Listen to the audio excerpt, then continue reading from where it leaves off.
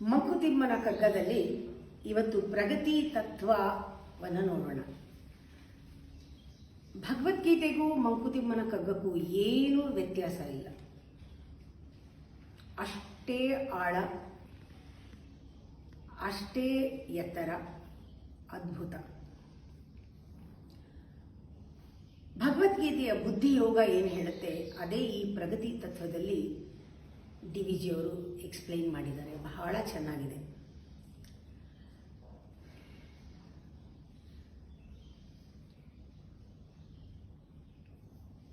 ಮನುಷ್ಯನಿಗೆ ಎಲ್ಲರಿಗೂ ಬುದ್ಧಿ ಇದೆ. ಎಲ್ಲರಿಗೂ ನಾವು ಬುದ್ಧಿವಂತರು ಅಂತ ಒಂದು ಭ್ರಮೆಯೂ ಇದೆ. ನಿಜವಾದ ಬುದ್ಧಿವಂತಿಕೆ, ವಿವೇಕ, ಪ್ರಜ್ಞೆ, ಜ್ಞಾನ ಇರುವಂತಹ ಬುದ್ಧಿವಂತಿಕೆ, ಇದಕ್ಕೂ ಬರೀ ಬುದ್ಧಿವಂತಿಕೆ ಅಂದಾಗ ಅದು ಬುದ್ಧಿವಂತ ಆಗಲ್ಲ, ಬುದ್ಧಿಮಂಕತನ ಆಗುತ್ತೆ. ಮಂಕು ಅಂತ ಯಾಕೆ ಅಂತಂದರೆ ಭ್ರಮಾಧೀನವಾದ ಬುದ್ಧಿ ಮಂಕೆ, ಮಂದಮತಿ. ಅದು ಸುಲಕ್ಷಣವಾದ ಬುದ್ಧಿ ಅಲ್ಲ. ಮನುಷ್ಯನಿಗೆ ಒಂದು ಬೆಳವಣಿಗೆ ಬೇಕು. ಇದನ್ನ ಹೇಳ್ತಾರೆ ಸೈಕೋ ಸ್ಪಿರಿಚುವಲ್ ರೆವಲ್ಯೂಷನ್ ಅಂತ. ಫಿಸಿಕಲ್ ಬೆಳವಣಿಗೆ, ಟೆಕ್ನಾಲಜಿಕಲ್ ಬೆಳವಣಿಗೆ ಅದೆಲ್ಲ ಆಯಿತು, ಒಂದು ಕಡೆ ಇಟ್ಕೊಳ್ಳೋಣ. ಮನುಷ್ಯನ ವಿಕಾಸ ನಮ್ಮ ಒಳಗಿಂದ ಆಗಬೇಕಾದದ್ದು. ಅದನ್ನು ಸೈಕೋ ಸ್ಪಿರಿಚುವಲ್ ರೆವಲ್ಯೂಷನ್, ಅದೇ ನಿಜವಾದ ಪ್ರಗತಿ, ನಿಜವಾದ ಎವಲ್ಯೂಷನ್. ಈ ರೆವಲ್ಯೂಷನ್ ಆಗೋದು ಅಂತ ಬಹಳ ಕ್ಲಿಯರ್ ಆಗಿ ಇದರಲ್ಲಿ ಹೇಳಿದ್ದಾರೆ. ಈ ಬುದ್ಧಿ ಯಾವ ರೀತಿ ಸೂಕ್ಷ್ಮವಾಗಿ ಪ್ಯೂರ್ ಇಂಟೆಲಿಜೆನ್ಸ್ ಅಂತಾರೆ. ಸೂಕ್ಷ್ಮ ಬುದ್ಧಿ ಮತ್ತು ಇದು ಸ್ಪಷ್ಟವಾಗಿರೋ ಬುದ್ಧಿ, ಅಹಂಕಾರ ರಹಿತವಾದ ಬುದ್ಧಿ, ಆ ಬುದ್ಧಿ ಟೋಟಲಿ ಫ್ರೀ ಫ್ರಮ್ ಫಾಲ್ಸಿಟಿ, ಈಗೋ ಅಂತ ಬುದ್ಧಿ ಮನುಷ್ಯನಿಗೆ ನಮಗೆ ಬೇಕು. ನಿಜವಾಗ್ಲೂ ನಾವು ಬೆಳಿಬೇಕಾದ್ರೆ ಅದೇ ಬುದ್ಧಿಯೇ ನಿಜವಾಗ್ಲೂ ನಮ್ಮ ಉನ್ನತಿಗೆ ಬೇಕಾಗಿರೋದು. ನಮ್ಮ ಬುದ್ಧಿ ಯಾವಾಗ್ಲೂ ಕೂಡ ಸತ್ಯದ ಶೋಧನೆ, ಸತ್ಯದ ಒಂದು ಗುರಿಯನ್ನು ಇಟ್ಕೊಂಡು, ಎಲ್ಲ ಶುಭ ಮತ್ತು ಸತ್ಯದ ಗುರಿಯನ್ನು ಇಟ್ಕೊಂಡು ಕೆಲಸ ಮಾಡಬೇಕು. ಯಾವ ಕ್ಷಣದಲ್ಲಿ ನಮ್ಮ ಬುದ್ಧಿ ಶುದ್ಧವಾಗಿರುತ್ತೋ, ಅಹಂಕಾರದ ಸಹವಾಸ ಇರಲ್ಲ, ಆವಾಗೆಲ್ಲವೂ ಕೂಡ ಹೊಸದಾಗಿರುತ್ತೆ, ಚಿರನೂತನವಾಗಿರುತ್ತೆ, ವಿನೂತನವಾಗಿರುತ್ತೆ. ಪ್ರತಿ ಕ್ಷಣವೂ ಕೂಡ ಆ ಪರಮಾತ್ಮನ ಅನುಗ್ರಹಕ್ಕೆ ಪಾತ್ರವಾಗಿರುತ್ತೆ. ಅದು ಪ್ರತಿ ಕ್ಷಣವೂ ಕೂಡ ಅದರಲ್ಲಿ ಒಂದು ವಿಕಾಸ, ಬೆಳವಣಿಗೆ ಇರುತ್ತೆ. ನವನವಾಂಶಗಳನ್ನು ಅದನ್ನು ತುಂಬಿರುತ್ತೆ. ಯಾವಾಗಲೂ ನಮ್ಮ ಬುದ್ಧಿ ಹೊಸದಾಗಿ ಇರಬೇಕಾದ್ರೆ ಸತ್ಯ ಮತ್ತು ಶುಭಗಳ ಒಂದು ನವನವಾಂಶಗಳ ಗತಿಯನ್ನು ಅರಿಸ್ತಾನೆ ಹೋಗಬೇಕು. ಅದೇ ದಾರಿನಲ್ಲೇ ಹೋಗಬೇಕು. ಎಲ್ಲವೂ ಹೊಸದು, ಎಲ್ಲವೂ ಚೆನ್ನಾಗಿರೋದು, ಎಲ್ಲವೂ ಸತ್ಯವಾಗಿರೋದು, ಅದನ್ನೇ ಹುಡ್ಕೊಂಡು ಹೋಗಬೇಕು. ಪರಿಪೂರ್ಣವಾಗಿರೋದು ಇದನ್ನೇ ಹುಡುಕಬೇಕು. ಈ ಬುದ್ಧಿಯ ನಡೆಯನ್ನ, ಈ ಮತಿಯ ನಡೆಯನ್ನ ಪೌರುಷ ಪ್ರಗತಿ ಅಂತ ಹೇಳ್ತಾರೆ.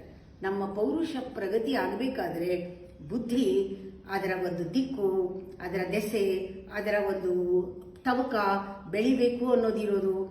ಹಾಗಿದ್ದಾಗ ಪ್ರತಿಯೊಬ್ಬ ಮನುಷ್ಯನು ಸಮಾಜದಲ್ಲಿ ಆ ಸ್ಥಿತಿಗೆ ಬಂದ್ಬಿಟ್ಟಾಗ ಮತಗಳೇನು, ನೀತಿಶಾಸ್ತ್ರವೇನು, ರಾಜ್ಯ ಸಂಧಾನಗಳೇನು, ಎಲ್ಲವೂ ಕೂಡ ಈ ಬುದ್ಧಿಯಿಂದ ನಿಜವಾಗ್ಲೂ ಇದು ಚೆನ್ನಾಗಿ, ಅಂದರೆ ಒಳ್ಳೆಯ ಸತ್ಪಾತ್ರದಲ್ಲಿ ಕೆಲಸ ಮಾಡುತ್ತೆ.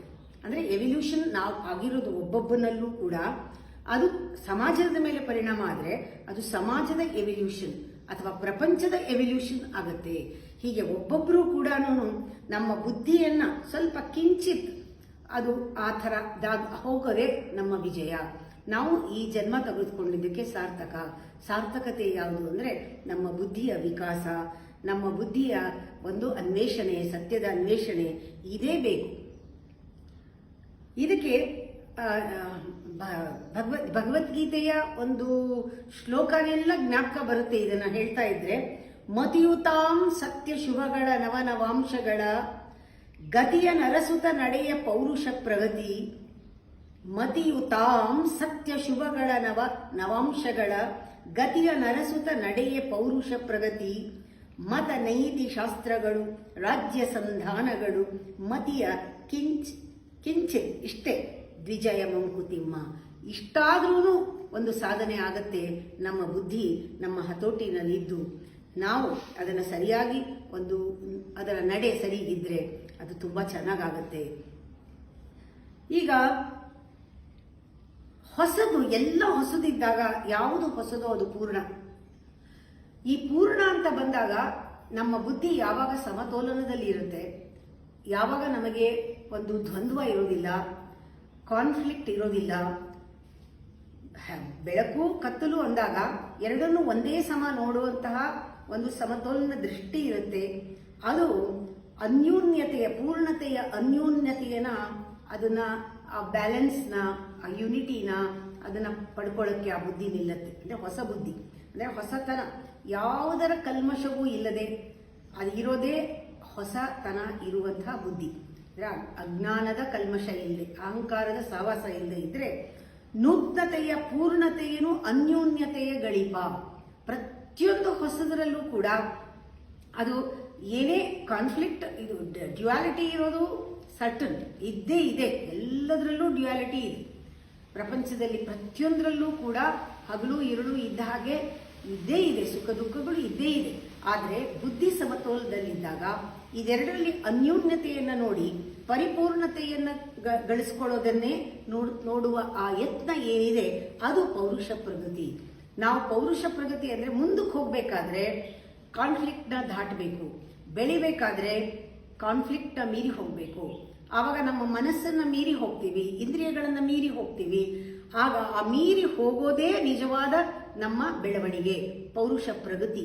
ಅದು ಪ್ರಕೃತಿಯಲ್ಲಿ ಹಾಗೇನೆ ಬೆಳೀತಾ ಹೋಗೋದು, ಮೀರಿ ಹೋಗೋದು. ಆಗ ಈಗ ಒಂದು ರೀತಿ ಇದಕ್ಕೆ ಒಂದು ಫುಲ್ಫಿಲ್ಮೆಂಟ್ ಯಾವಾಗ ಆಗುತ್ತೆ ಅಂದರೆ ನಮಗೆ ವಿಜ್ಞಾನದಲ್ಲಿ, ಶಾಸ್ತ್ರದಲ್ಲಿ, ಕಲೆಯಲ್ಲಿ, ಕಾವ್ಯದಲ್ಲಿ, ವಿದ್ಯೆಗಳಲ್ಲಿ ಎಲ್ಲದರಲ್ಲೂ ಆ ಬುದ್ಧಿಯನ್ನ ನಾವು ಆ ಸಮಾನತೆ ನೋಡ್ತಾ ನೋಡ್ತಾ ನೋಡ್ತಾ ಆ ಬ್ಯಾಲೆನ್ಸ್ಡ್ ಆಗಿದ್ರೆ ಇದರೆಲ್ಲ ನಮಗೆ ಒಂದು ಧನ್ಯತೆ ಸಿಗುತ್ತೆ, ಫುಲ್ಫಿಲ್ಮೆಂಟ್ ಸಿಗುತ್ತೆ. ಬುದ್ಧಿ ಯಾವತ್ತೂ ಕಾನ್ಫ್ಲಿಕ್ಟಲ್ಲಿ ಸಿಕ್ಕಾಕೊಳ್ಳುತ್ತೋ ಆವಾಗ ಅದರದ್ದು ಪವರ್ ಕಮ್ಮಿ, ಇಂಟೆಲಿಜೆನ್ಸ್ ಕಮ್ಮಿ. ಯಾಕೆಂದರೆ ಕ್ಲಾರಿಟಿ ಕಮ್ಮಿ, ಅದನ್ನು ನಾವು ಲಿಮಿಟೆಡ್ ಆಗಿಬಿಡ್ತೀವಿ. ಯಾವಾಗ ನಮ್ಮಲ್ಲಿ ಆ ಪೌರುಷದ ಒಂದು ಪ್ರಗತಿ ಆಗ್ತಾ ಇದೆ, ಪ್ರಕೃತಿ ಸಹಜವಾಗಿ ನಾವು ಬೆಳೀತಾ ಇದ್ದೀವಿ, ಆಗ ನಾವು ನಮ್ಮ ಫುಲ್ಫಿಲ್ಮೆಂಟ್ನ ವಿಜ್ಞಾನದಲ್ಲೋ, ಶಾಸ್ತ್ರದಲ್ಲೋ, ಕಲೆಯಲ್ಲೋ, ಕಾವ್ಯದಲ್ಲೋ, ವಿದ್ಯೆಯಲ್ಲೋ ಅದರಲ್ಲಿ ನಾವು ಫುಲ್ಫಿಲ್ಮೆಂಟ್ನ ಕಾಣಕ್ಕೆ ಸಾಧ್ಯ ಇದೆ ನಮ್ಮ ಜೀವನದಲ್ಲಿ. ಆದರೆ ಒಂದು ತಿಳ್ಕೋಬೇಕು, ನಮ್ಮ ಉಸಿರಾಟ ಹೇಗೆ, ಒಂದೊಂದು ಉಸಿರವೋಲ್ ಅನುಕ್ಷಣ ಹೇಗೆ ಪುರುಷನೋಳು ಹೋಗ್ತಾ ಅದೇ ಪುರುಷನೊಳಗೆ ಹೋಗುತ್ತವನ ಹೊಸಮನಂಗೈದು ಯಾವ ರೀತಿ ಉಸಿರಾಟ ಒಳಗಡೆ ಹೊರಗಡೆ ಹೋಗ್ತಾ ಅವನನ್ನ ರಿಜ್ಯೂನೇಟ್ ಮಾಡ್ತಾ ಇದೆ, ರೀಕ್ರಿಯೇಟ್ ಮಾಡ್ತಾ ಇದೆ, ಹೊಸದಾಗಿ ಮಾಡ್ತಾ ಇದೆ. ಆ ಥರ ಅವನಲ್ಲಿರೋ ದೈವಿಕ ಸತ್ವವನ್ನ ತೆಗಿತಾ ಇದೆ. ನೂತನತೆಯ ಪೂರ್ಣತೆಯನ್ನು ಅನ್ಯೂನ್ಯತೆಯ ಗಳಿಪ ಯತ್ನವೇ ಪೌರುಷ ಪ್ರಗತಿ, ಅದೇ ಪ್ರಕೃತಿ. ವಿಜ್ಞಾನ, ಶಾಸ್ತ್ರ, ಕಲೆ, ಕಾವ್ಯ, ವಿದ್ಯೆಗಳೆಲ್ಲ ಧನ್ಯತೆಯ ಬೆದಕಾಟ ಮಂಕುತಿಮ್ಮ. ಉಸಿರುವಲು ಅನುಕ್ಷಣಂ ಪುರುಷನೊಳ ಹೋಗುತ್ತ ಅವನ ಹೊಸಬನಂಗೈದು ದೈವಿಕ ಸತ್ವಮನಂ ಹೊಸತನವ ಉಳಿದ ಲೋಕಕ್ಕೆ ನೀಡೆ ದುಡಿವಂತೆ. ಅಂದ್ರೆ ಒಬ್ಬೊಬ್ಬ ಮನುಷ್ಯನನ್ನು ಪರಿಪೂರ್ಣ ಮಾಡಿ ಆ ಪರಿಪೂರ್ಣತೆಯಲ್ಲಿ ಅವನಲ್ಲಿ ದೈವತ್ವವನ್ನು ತಂದು ಆ ದೈವತ್ವ ಪ್ರಪಂಚಕ್ಕೆ ಅವನು ಕೊಡೋ ಹಾಗೆ, ಸಮಾಜಕ್ಕೆ ಕೊಡೋ ಹಾಗೆ, ಎಲ್ಲರಿಗೂ ಕೊಡೋ ಹಾಗೆ, ಎಲ್ಲರಿಗೂ ಹಂಚ್ಕೊಡೋ ಹಾಗೆ ಮಾಡುವುದೇ ಪ್ರಕೃತಿಯ ಸಹಜ ಧರ್ಮ. ಪ್ರಕೃತಿಯ ಸಹಜ ಧರ್ಮ ಸ್ವಾರ್ಥದಲ್ಲಿ ಒಬ್ಬೊಬ್ಬನೂ ಸೃಷ್ಟಿ ಮಾಡಿ ಬಿಟ್ಟುಬಿಡೋದಲ್ಲ. ಅವನಲ್ಲಿರುವಂತಹ ದೈವತ್ವವನ್ನು ದೇವರು ಹೇಗೆ ಒಂದು ಪ್ರತ್ಯಕ್ಷ ಆಗಿದ್ರೆ ಯಾವ ರೀತಿ ಎಲ್ಲರಲ್ಲೂ ಕೂಡ ಒಂದೇ ಸಮನಾದ ಭಾವನೆಯಲ್ಲಿ ಇಟ್ಕೊಂಡು ಕೆಲಸ ಮಾಡ್ತಾನೋ ನಿಸ್ವಾರ್ಥವಾಗಿ, ಆ ರೀತಿ ಕೆಲಸ ಮಾಡೋ ಹಾಗೆ ಅವನಲ್ಲಿ ಪ್ರೇರಣೆ ಮಾಡುವುದೇ ಸನ್ನಾಹ ಮಾಡ್ತಾ ಇದೆ ಇದು ಪ್ರಕೃತಿ. ಅವನಲ್ಲಿ ಉಸಿರು ಒಳಗಡೆ ಹೋದಾಗ ಒಳಗೋಗಿ, ಉಸಿರು ಹೊರಗೆ ಬಂದಾಗ ಹೊರಗೆ ಬಂದು ಪ್ರತಿ ಸತಿ ಒಳಗೋಗಿ ಹೊರಗೆ ಬರುವಾಗ ಅವನಲ್ಲಿ ಒಂದು ಹೊಸತನವನ್ನು ತಂದು, ಆ ದೈವಿಕತೆಯನ್ನು ತಂದು, ಆ ಬೆಳವಣಿಗೆಯನ್ನು ತಂದು ಲೋಕಕ್ಕೆ ದುಡಿವಂತೆ ಅವನನ್ನು ಮಾಡ್ತಾ ಇದೆ. ಅದು ಆ ಪ್ರಕೃತಿ ಹೇಗೆ ಅದು ಮಾಡ್ತಾ ಇದೆ ಅಂದರೆ, ದೊಡ್ಡ ದೊಡ್ಡ ಅಲೆಗಳು ಹೇಗೆ ಸಮುದ್ರದಲ್ಲಿ ಒಳಗಡೆ ಇರೋದನ್ನೆಲ್ಲ ತೆಗೆದು ಹೊರಗಡೆ ಹಾಕುತ್ತೋ, ಒಂದೊಂದು ಸತಿ ಹಾಕಿದಾಗ್ಲೂ ಕೂಡ, ಅಂದರೆ ಒಂದೊಂದು ಸತಿ ಉಸಿರು ಒಳಗೆ ಹೋಗಿ ಹೊರಗೆ ಬಂದಾಗ, ಒಂದು ಅಲೆ ಸಮುದ್ರದೊಳಗೆ ಹೋಗಿ ಆಚೆ ಬಂದಾಗ ಒಂದು ರೀತಿಯ ಪರಬ್ರಹ್ಮನ ಸ್ಪರ್ಶವಾದಂಗಾಗುತ್ತೆ. ಆ ರೀತಿ ಆಳಕ್ಕೆ ಹೋಗಿ ಹೊರಗೆ ಬಂದಾಗ ನಮ್ಮನ್ನು ಅಷ್ಟು ಆಳದಲ್ಲಿ ನಮ್ಮನ್ನು ಅದು ಪರಿಶುದ್ಧವಾಗಿ ಮಾಡುತ್ತೆ.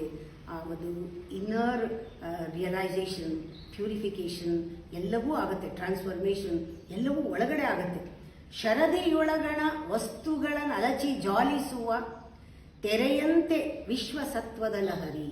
ಆ ವಿಶ್ವಸತ್ವದ ಲಹರಿ ಅದು ಪರಬ್ರಹ್ಮನ ಸ್ಪರ್ಶ, ಒಳಗೂ ಹೊರಗೂ ಸತತವಾಗಿ ನೆರೆದು ಹರಿಯುತ್ತಾ ಭರಿಸುತ್ತಿರುವುದು ಬಾಳ ಮಂಕುತಿಮ್ಮ.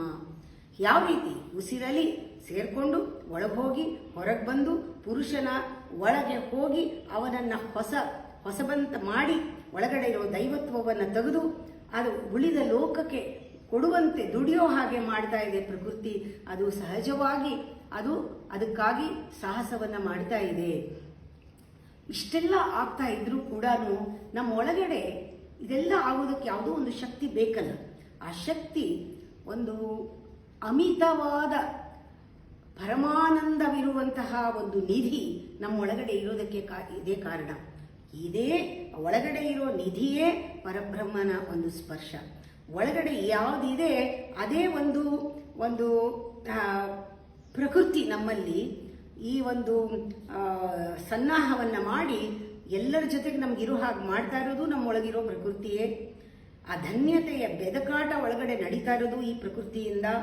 ನಮ್ಮ ಮತಿಗೆ ಒಂದು ಕಿಂಚಿತ್ ವಿಜಯ ಬರಬೇಕಾದ್ರೆ ಅದೇ ಪ್ರಕೃತಿಯಿಂದ. ಆ ಪ್ರಕೃತಿ ಒಳಗಡೆ ಹೇಗಿದೆ, ಅಮಿತವಾದ ನಿಧಿಯಾಗಿ ಒಳಗಡೆ ಇದೆ. ಒಂದು ಹೃದಯದ ಗುಹೆ ಒಳಗೆ ಸುಖ ಧ್ಯಾನದ ಒಂದು ಚಿರುಬೆ ತರ ಇದೆ. ಇದು ಒಳಗಡೆ ಆನಂದ, ಪರಮಾನಂದ ತುಂಬಿಕೊಂಡಿದೆ, ತೃಪ್ತಿ ಇದೆ, ಅಲ್ಲಿ ಎಲ್ಲ ಇದೆ. ಅಂದ್ರೆ ಇಷ್ಟೆಲ್ಲ ಇದ್ರೂ ಕೂಡ ನಮಗೆ ಅದರ ಅನುಭವ ಆಗ್ತಾ ಇದೆ, ಇಲ್ಲ ಅಂತಲ್ಲ. ಎಲ್ಲಿವರೆಗೆ ಬುದ್ಧಿಯಲ್ಲಿ ಕಲ್ಮಶ ಇರುತ್ತೋ ಪೂರ್ತಿ ಅನುಭವ ಆಗಕ್ಕೆ ಸಾಧ್ಯ ಇಲ್ಲ. ಎಲ್ಲಿವರೆಗೆ ಬುದ್ಧಿಯಲ್ಲಿ ಎಷ್ಟು ಬುದ್ಧಿ ಶುದ್ಧವಾಗತ್ತೆ ಅಷ್ಟು ಮಾತ್ರ ನಮಗೆ ಆ ರಸ ಒಳಗಡೆ ಇರೋದು ಅನುಭವಕ್ಕೆ ಬರಕ್ಕೆ ಸಾಧ್ಯ. ಎಷ್ಟು ಬುದ್ಧಿ ಕಲುಷಿತವಾಗಿರುತ್ತೆ, ತಪಸ್ಸು ರಜಸ್ಸು ಜಾಸ್ತಿ ಡಾಮಿನೇಟ್ ಆಗಿದ್ದು, ಸತ್ವ ಕಮ್ಮಿ ಇದ್ರೆ ಆ ಸತ್ವ ಎಷ್ಟಿದೆಯೋ ಅಷ್ಟನ್ನೇ ನಾವು ಆನಂದವನ್ನು ಅನುಭವಿಸಕ್ಕೆ ಸಾಧ್ಯ.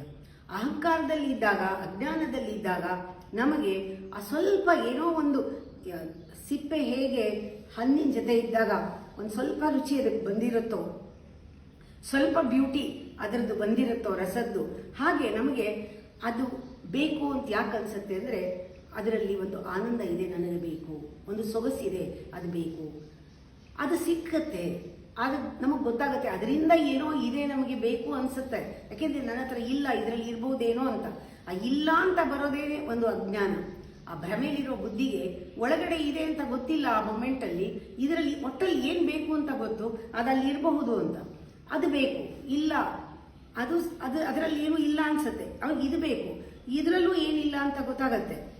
ಮತ್ತೊಂದು ಬೇಕು, ಅದರಲ್ಲೂ ಏನಿಲ್ಲ ಅಂತ ಗೊತ್ತಾಗತ್ತೆ. ಅಂದ್ರೆ ಏನ್ ಬೇಕು ನಮಗೆ ಅಂದ್ರೆ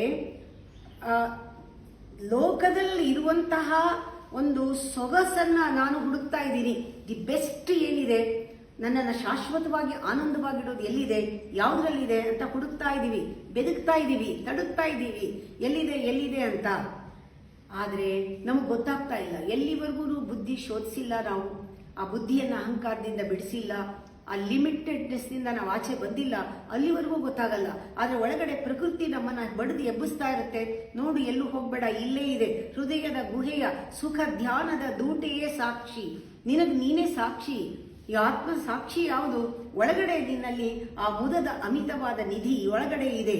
ಅದು ಬೇಕು, ಇದು ಬೇಕು, ಮತ್ತೊಂದು ಬೇಕೆಂದು ಬೆದಕುತ್ತಿರುವುದು ಲೋಕ ಸೊಗದ ಇರವನೆಳೆಸಿ, ಲೋಕದ ಸೊಗವನ್ನ ಇಲ್ಲಿ ಇರ್ಬೋದು, ಅಲ್ಲಿರ್ಬೋದು ಅಂತ ಎಳೆಸಿ, ಹೃದಯ ಗುಹೆಯ ಸುಖ ಧ್ಯಾನ ದೂಟೆಯೇ ಸಾಕ್ಷಿ, ಮುದಗಳ ಅಮಿತದ ನಿಧಿಗೆ ಮಂಕುತಿಮ್ಮ.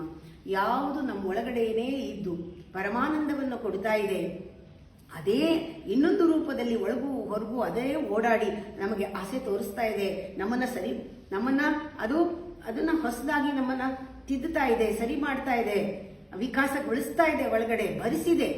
ಅದೇ ಒಳಗಡೆ ಇರೋ ಆನಂದವೇ ನಮ್ಮ ಬಾಳನ್ನ ಭರಿಸಿರೋದು, ಅದೇ ನಮ್ಮಲ್ಲಿ ದುಡಿವಂತೆ ಮಾಡಿರೋದು. ಎಲ್ಲರಿಗೂ ಕೊಡು, ನಿನ್ನಲ್ಲೇ ಇದೆ, ಅದನ್ನು ತೆಗೆದು ಕೊಟ್ಟಂಗೆ ಜಾಸ್ತಿ ಆಗತ್ತೆ ಅಂತ ಹೇಳಿರೋದು ಅದೇನೇ ನಮ್ಮ ಧನ್ಯತೆಯ ಒಂದು ಬೆದಕಾಟಕ್ಕೆ ಒಂದು ಕಾರಣ. ನಾನು ಫುಲ್ಫಿಲ್ಮೆಂಟ್ ಬೇಕು, ಧನ್ಯತೆ ಬೇಕು, ಇದರಿಂದ ಅದರಿಂದ ಪಡ್ಕೊಳ್ಳ ಅಂತ ನಾವು ವಿಜ್ಞಾನದಲ್ಲಿ, ಶಾಸ್ತ್ರದಲ್ಲಿ, ಕಲೆ ಕಾವ್ಯದಲ್ಲಿ ಹುಡುಕ್ತಾ ಇರೋದಕ್ಕೆ ಇದೇ ಕಾರಣ. ಇದರ ಒಂದು ಗೆಲುವೇನೆ ಮತಿಯ ಒಂದು ವಿಜಯ. ಆ ಮತಿಯ ಒಂದು ದಿಗ್ವಿಜಯ, ಕಿಂಚಿತ್ ವಿಜಯ ಆಗತ್ತೆ. ಅದರಿಂದ ಬುದ್ಧಿಯನ್ನ ನಾವು ಸಮತ್ವದಲ್ಲಿ ಯಾವಾಗ ಇಟ್ಕೊಳ್ತೀವೋ, ಬುದ್ಧಿಯನ್ನು ಸಮತ್ವದಲ್ಲಿ ಇಟ್ಕೊಂಡ ತಕ್ಷಣ ನಮ್ಮಲ್ಲಿ ಆ ಕಾನ್ಫ್ಲಿಕ್ಟ್ ಹೊರಟೋಗುತ್ತೆ. ಆವಾಗ ಆಳವಾಗಿರೋದು ಏನಿದೆ ಅದು ನಮಗೆ ಸಿಕ್ಕಿದಾಗ ಅದನ್ನು ಎಲ್ಲರಿಗೂ ಹಂಚುವಂತಹ ಮನೋಧರ್ಮ ಬರುತ್ತೆ. ಇದು ಭಗವದ್ಗೀತೆ ಒಂದು ಕನ್ನಡದಲ್ಲಿ ಆಡು ಭಾಷೆಯಲ್ಲಿ ಇದನ್ನು ಬಹಳ ಸುಲಭವಾಗಿ 4 ಲೈನ್ ಮಾಡಿ ಬರೆದಿರೋದು ಬಹಳ ಚೆನ್ನಾಗಿದೆ. ಅದನ್ನು ಓದುವಾಗ ಒಂದೊಂದು ಅನುಭವಿಸಿ ಓದಬೇಕು. ಅದು ಬೇಕು, ಇದು ಬೇಕು, ಮತ್ತೊಂದು ಬೇಕೆಂದು ಬೆಳಕುತ್ತಿರುವುದು ಲೋಕ ಸೊಗದ ಈರವನೆಳೆಸಿ, ಹೃದಯ ಗುಹೆಯ ಸುಖದ ಧ್ಯಾನ ದೂಟೆಯೇ ಸಾಕ್ಷಿ, ಮುದಗಳ ಅಮಿತದ ನಿಧಿಗೆ ಮಂಕುತಿಮ್ಮ, ಶರದಿಯೊಳಗಣ ವಸ್ತುಗಳ ಅಲಚಿ ಚಾಲಿಸುವ ತೆರೆಯಂತೆ, ವಿಶ್ವ ಸತ್ವದ ಲಹರಿ ನಮ್ಮ ಹೊರಗೊಳಗುಗಳಲ್ಲಿ ಸಂತತ ನೆರೆದು ಹರಿಯುತ್ತಾ ಭರಿಸುತ್ತಿರುವುದು ಬಾಳ ಮಂಕುತಿಮ್ಮ. ಎಷ್ಟು ಚೆನ್ನಾಗಿದೆ. ಇದನ್ನು ನಿಧಾನಕ್ಕೆ ಓದಿ, ಮತ್ತೆ ಓದಿ, ಇದನ್ನು ಕೇಳಿ ಅರ್ಥ ಮಾಡ್ಕೊಳ್ಳಿ, ಫೀಲ್ ಮಾಡಿ, ಮೆಡಿಟೇಷನ್ನೇ ಆಗ್ಬಿಡುತ್ತೆ.